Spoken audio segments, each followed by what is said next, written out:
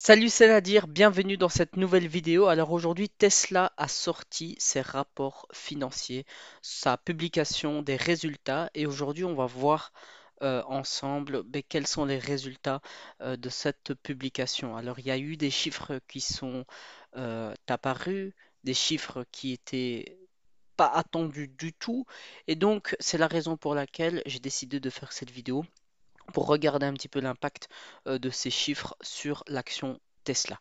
Allez, on va tout de suite derrière nos écrans. Alors, pour commencer, on va déjà faire un petit rappel en fait de l'historique du cours de Tesla.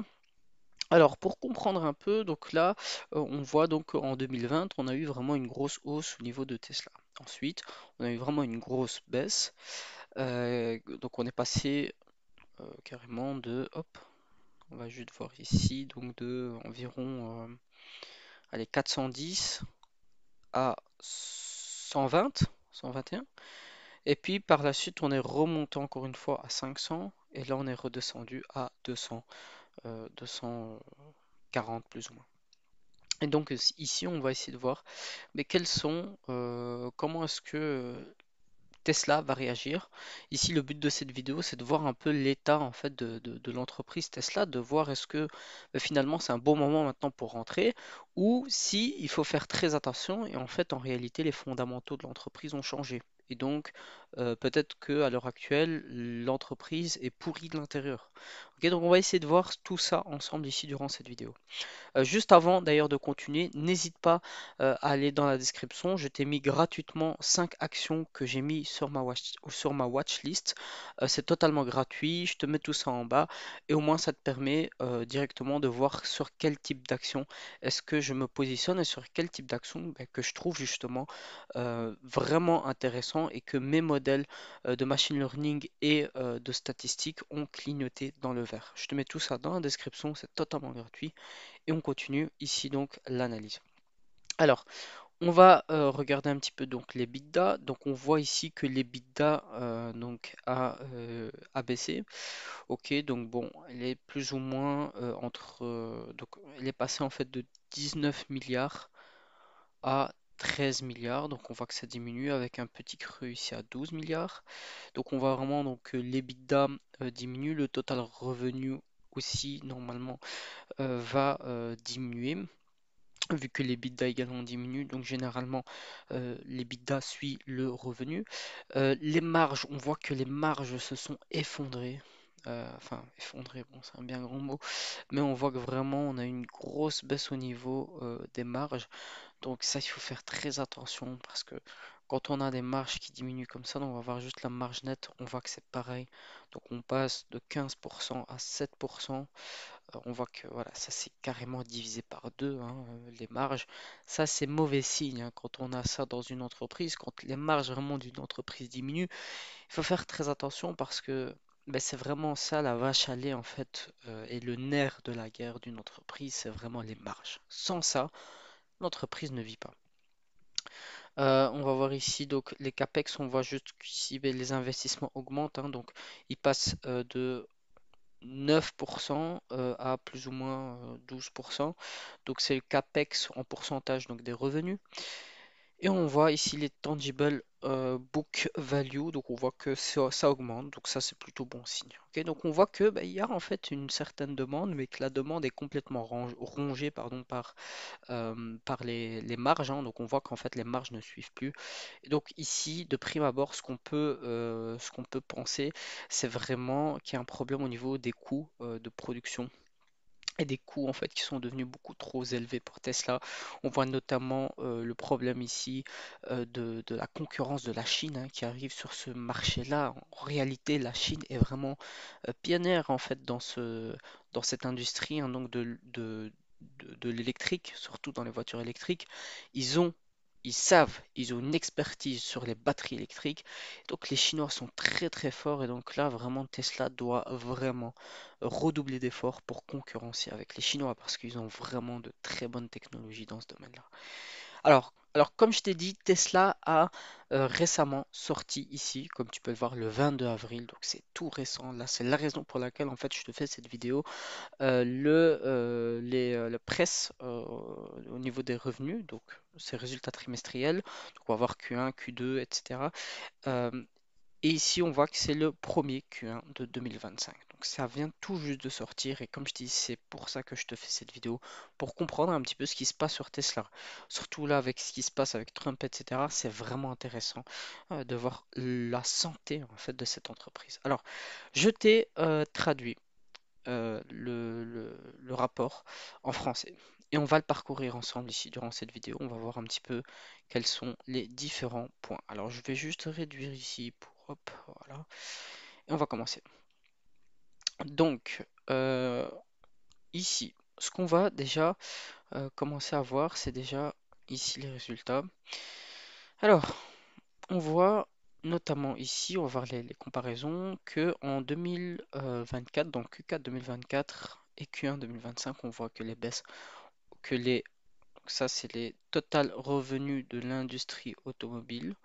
Donc ça c'est vraiment les ventes en fait qui ont été faites, hein. On voit que ça diminue drastiquement de 20%. Donc ouais, on voit ici que du Q4 en fait au Q1, ben, ça diminue.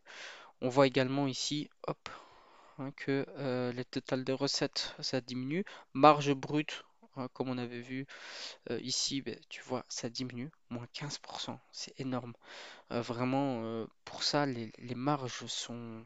Généralement, on arrive à savoir si c'est la fin d'une entreprise quand ces marges diminuent et donc ses coûts de production en fait augmentent. Et ça, c'est vraiment inquiétant là dans ce cas-ci avec Tesla, c'est qu'on voit vraiment que les marges diminuent. Et ça, c'est très dangereux pour une entreprise.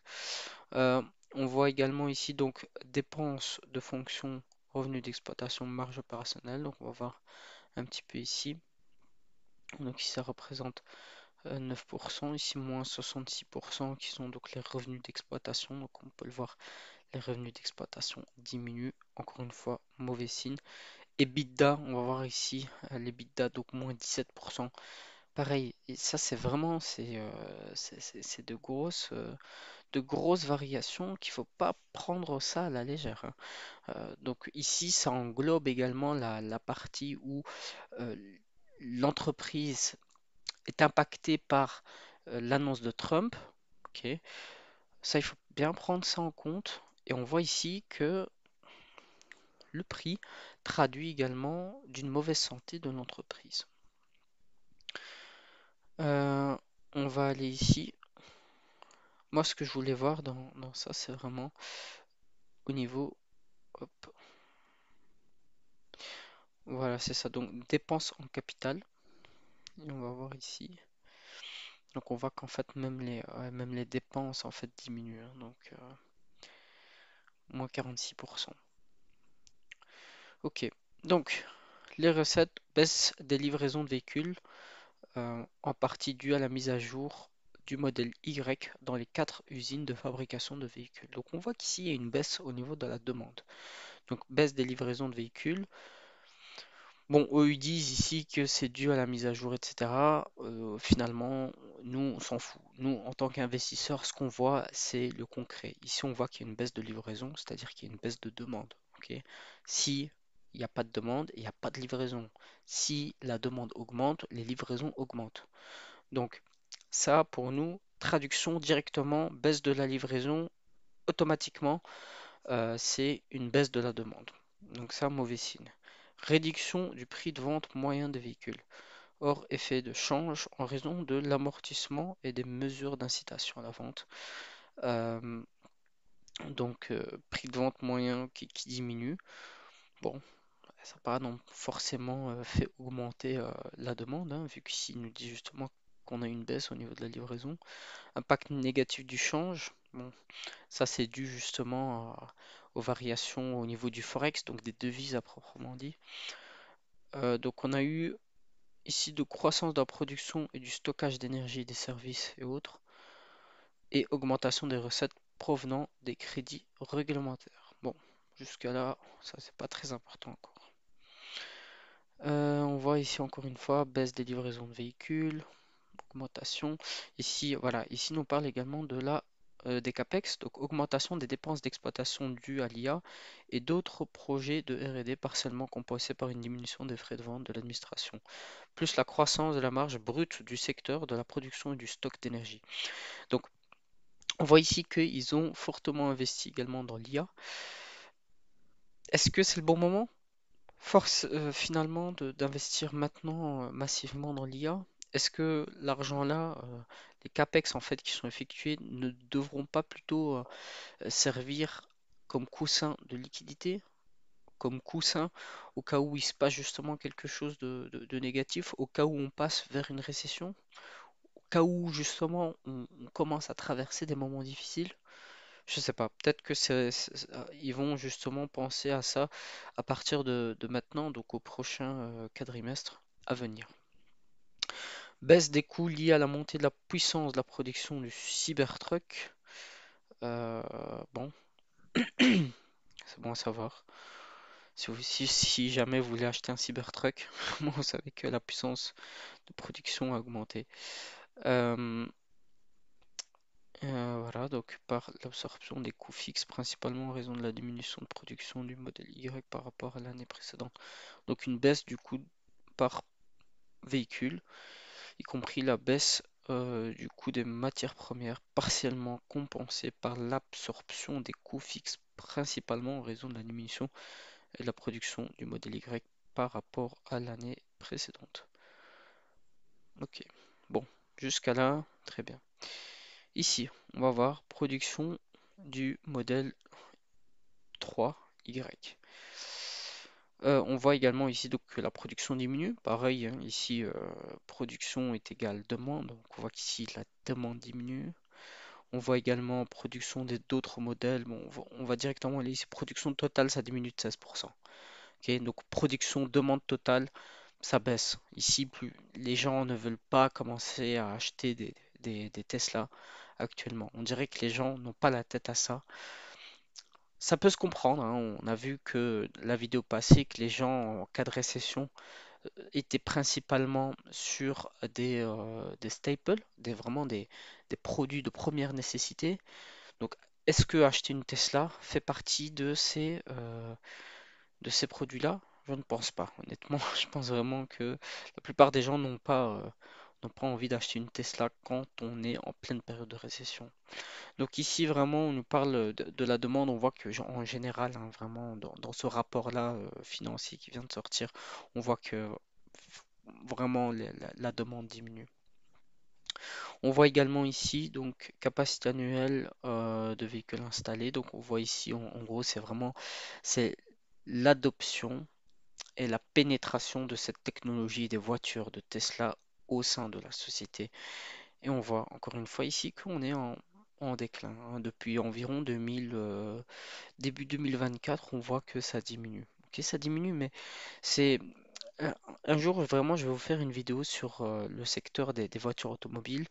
Mais ici, ça peut se comprendre parce que vraiment, Tesla, en ce qui concerne l'arrivée en fait des voitures électriques chinoises, comme par exemple BYD, c'est des concurrents directs qui eux explosent de l'autre côté. Je sais pas vous par exemple, mais moi ici chez moi, ben, je vois de plus en plus de personnes qui roulent avec des BYD. Et donc, il y a peut-être une rotation qui se fait au niveau de Tesla à BYD. Et si BYD arrive justement à rentrer dans le marché européen, on peut s'apprêter à pourquoi pas voir d'autres constructeurs et marques chinoises pénétrer le marché européen. Donc ça, c'est une théorie qui peut très bien arriver et que je pense honnêtement, c'est la raison pour laquelle dans la watchlist ici que je t'ai mis dans la description, il y a une voiture, enfin il y a une marque de voiture électrique très réputée dans ce domaine qui est NIO en Chine, qui pour moi vraiment est une entreprise à fort potentiel. Peut-être dans quelques années encore, mais en tout cas à terme, je pense vraiment qu'elle peut bien augmenter. Enfin bref, ici c'est voilà, il nous parle un petit peu, il nous montre des photos, etc. Pas de choses vraiment importantes. Et ici il nous parle, donc ici on a vraiment le bilan financier. Donc on voit euh, on voit qu'en en général, ok, s'ils mettent pas l'avant, ils mettent pas la variation, mais on voit que ça diminue, hein. Euh, Ça diminue presque partout. Alors, je voulais juste voir ici peut-être euh, les, les coûts, voir est-ce que ça change vraiment. Ici, parce que la traduction m'a fait des trucs et coûts des recettes. Bon, on va voir ce que c'est exactement. Ok, donc les dépenses de fonctionnement. Ok, donc si ici c'est un bilan classique, on va voir donc les produits, ici les charges. Ok, donc les charges, coûts des recettes. Techniquement, les charges, c'est ça. Et on va voir ici, hop. Euh, voilà.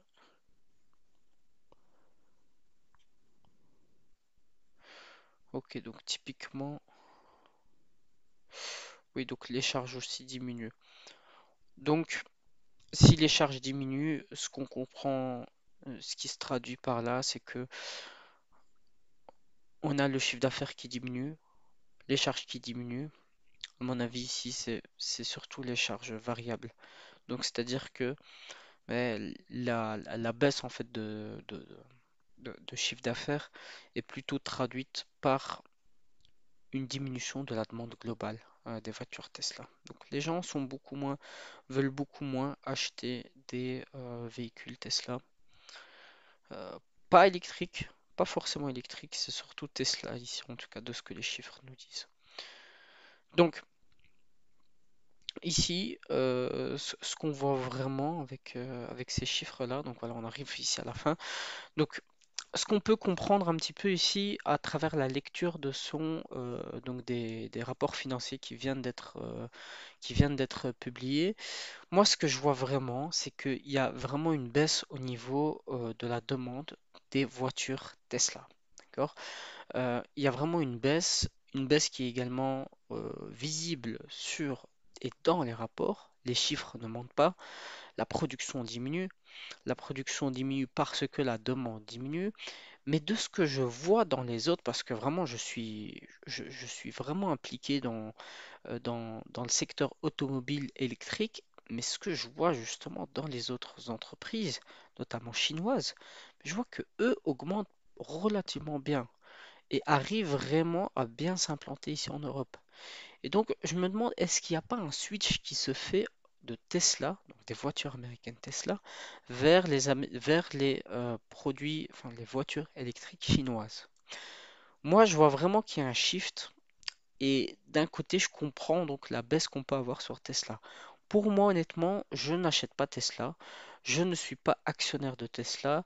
Je J'achète plutôt et m'implique plutôt dans des entreprises, des outsiders chinoises qui s'implantent ici en Europe, telles que BYD, NIO, et des autres également qui vont profiter de cette montée des voitures chinoises en Europe, mais également dans le monde en général.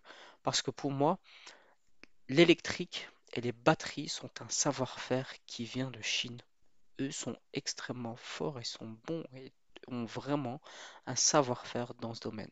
L'Europe a un savoir-faire au niveau des voitures thermiques. Ok, BMW, Mercedes, Audi sont de très bonnes voitures, Renault, etc. Mais dans le thermique, je ne pense pas qu'ils ont un temps d'avance sur les Chinois au niveau de l'électrique. Je pense vraiment que les Chinois ont au moins 20 ans d'avance sur les Européennes au niveau de l'électrique. Et donc ce savoir-faire-là est en train d'arriver ici en Europe. Et pour moi, vraiment, c'est des entreprises qu'il faut vraiment se pencher et regarder beaucoup plus en profondeur. Voilà, c'était mon avis.